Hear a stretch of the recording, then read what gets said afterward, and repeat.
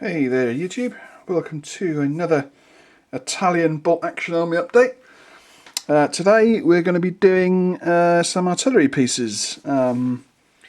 Sorry about the slightly extra long delay on this video compared to my others that seem to come out almost weekly.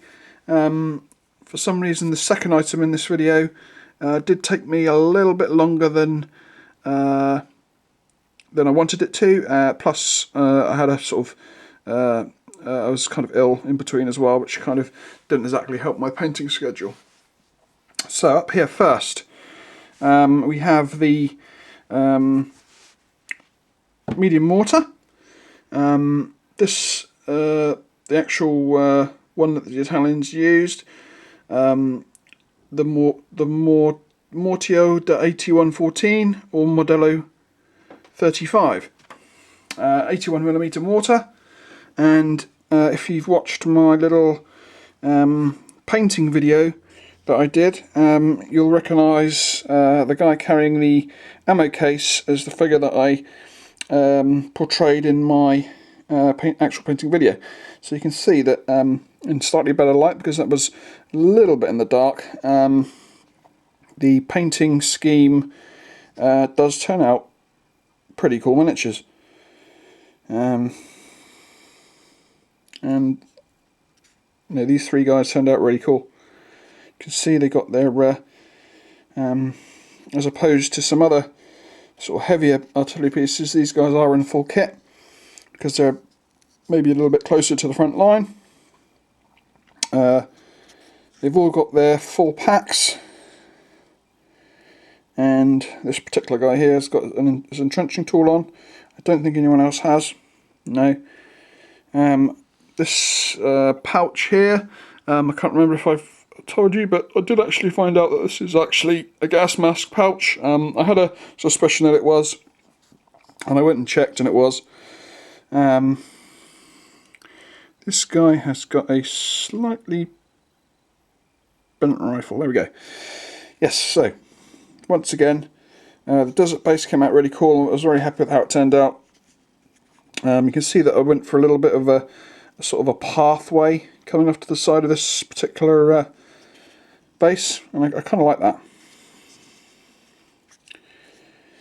So a three-man team, and you can see another one of those really nice little desert diorama pieces from tajima.co.uk.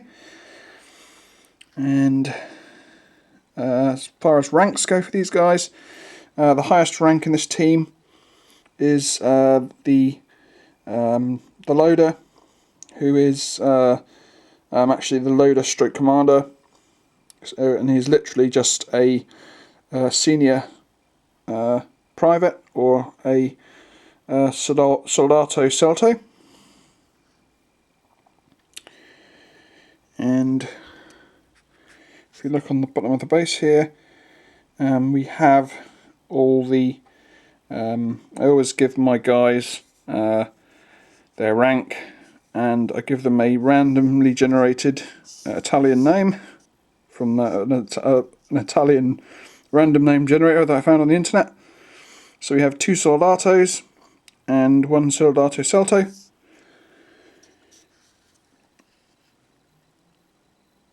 And I'm pretty pleased with how it's turned out. I mean, a mortar is a very sort of generic and piece that you'll probably find in every single bolt action army. But I do actually quite like the way that this one's been designed. I think the actual character figures, this is Warlord 1 by the way, character figures are really cool. I like the positions, and it fits together really well. It's a good set of models. Okay, so that is the 81mm mortar, or the Modelo 35 medium mortar. Okay, next up, the big guns. This is the Modelo 14.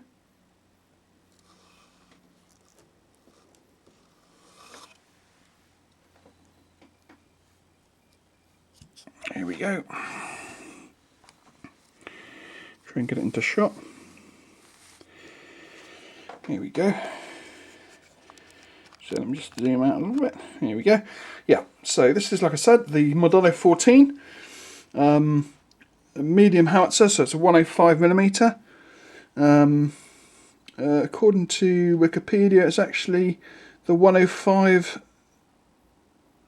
I can't quite pronounce that properly. I'm probably butcher it. It's Obese 10514, or actually the Modelo 18. So there we go. A little faraway shot of it.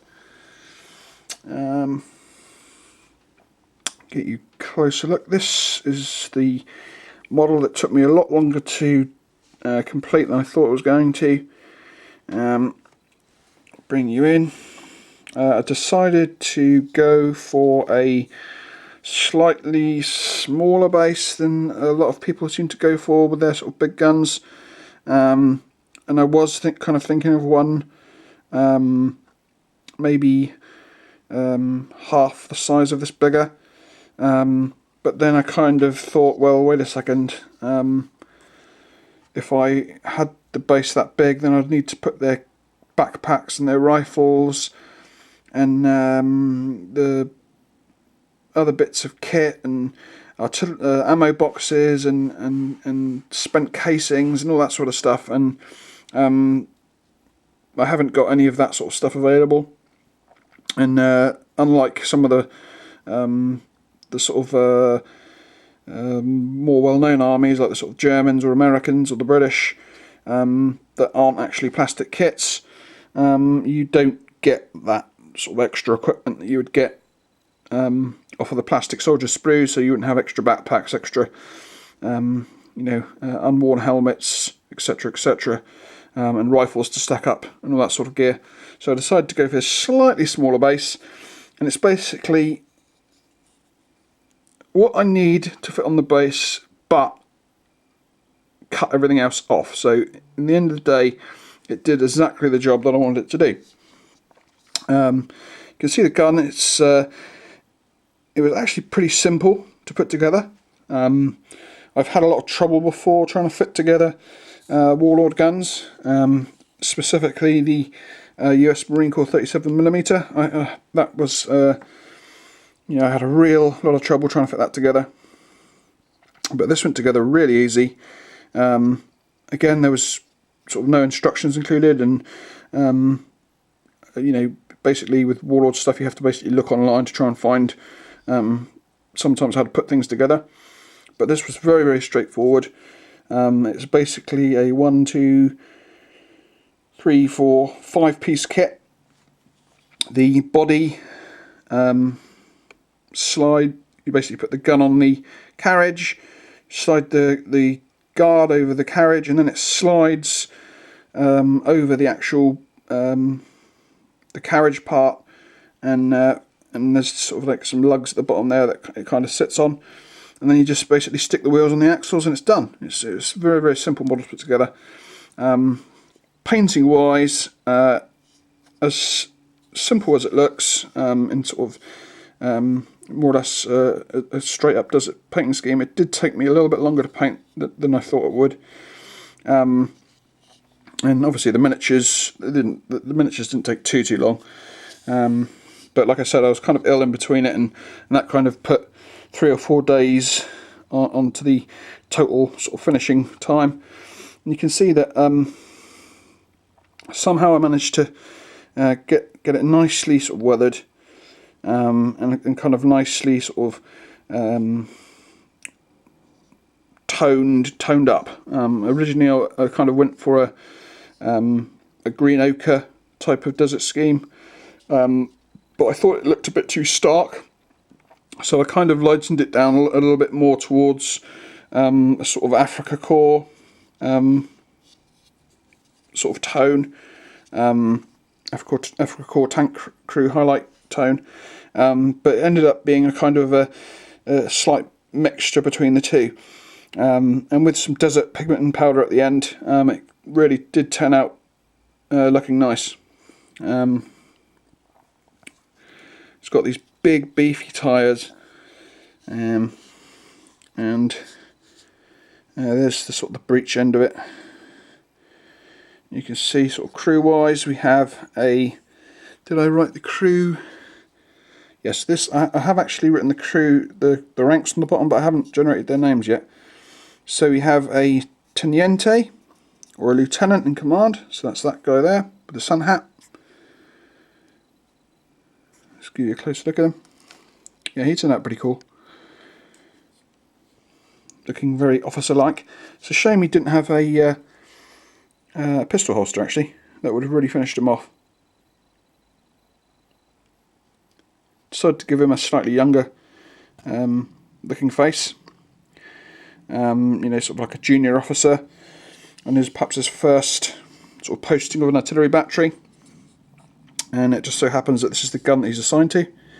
Where normally it might be something like a, you know, like a sergeant or a sort of a Italian-wise, a sort of higher ranked corporal. Going down the rest of the crew there, we have a Corporale Maggiore, which I believe is senior corporal, as the number 1, and a Soldato Celto as the number 2, with the familiar red V, and a normal Soldato at the end. So we'll just give you a close look at these guys. So you can see that the number 1 has got no belt kit on at all. He's got his jacket open, and you can see his sort of like his shirt underneath. Very easy to paint that guy. No belting or webbing or anything to do with that. The fact the only strap he's got is his helmet strap. So yeah, he's a pretty cool figure though, all the same. Next on to the number 2. So let's swing it around. He's holding one of the 105 shells, and again he has got a open jacket, or a slightly open jacket, maybe with 1 or 2 buttons done up. And again, has he got a belt on? No, he hasn't got a belt on. So there's another guy without a belt. So that's all kit that you'd need to somehow model if the base was a bit bigger. So like I say, it was a good move using a slightly smaller base. So that's the, I like this guy's face. And finally the number 3, the Soldato. He has not got his jacket on at all. His Sahariana. So he is literally just in his straight up shirt. And the only belt that he's got on is his trouser belt. And try and get a closer look at him. Has he got... No, he hasn't got a moustache. I think he's got a moustache. So again, another guy ready to pass the shell on. And again, sort of desert base wise, you can see it came out looking pretty cool. Another one of those Tajima little desert sprues in the here, and a sort of a desert bush off to the side, and some little clumps of vegetation sort of randomly spread around. And you can see that I've kind of semi-crushed that sort of plant down, where the gun has perhaps recoiled back over it. And a little clump there just off to the side of the tyre. Yeah, pretty pleased. This is the first actual sort of heavier than a 37mm anti-tank gun artillery piece that I've ever done. And I am pretty happy with how it turned out. Yeah, I think it came out really well, and the more I kind of look at it, the more happy I am about the base size choice as well. So that is the what Warlord call Modelo 14, and what Wikipedia calls the Modelo 18. So I'm not really too sure which one to believe. 105 medium howitzer for the Italian army. So that is the end of this update. So let's bring the mortar team back in. Put them there. So thank you for joining me on this little artillery based update. I am getting extremely close to finishing them now. I literally have a infantry unit and a Sultan anti-tank gun team to do, and the next update will probably include those 2 items. And at the end, when I finish them all, I'll do the classic full army update, where I'll just sit down and just go through the whole army. So if you don't feel like sitting down and watching the individual videos, I'll actually take you through the whole army step by step, and I'll show you their names and their ranks and all that sort of extra stuff that I may not talk about in the main video. It will be different from the originals, so it's still worth a watch. Actually, sometimes go back and watch the big army updates myself. It's just, if you're bored for sort of 25. This is a slightly smaller army, so I'm not sure if it'll take sort of the normal sort of 25-30 minutes that my other bigger armies took. But yeah, chances are, obviously, it's going to be longer than a basic video. So, like if you liked, subscribe, or think about subscribing if you haven't, because it's an easy way of getting a update on when I release new videos. Feel free to comment, and I'll catch you later.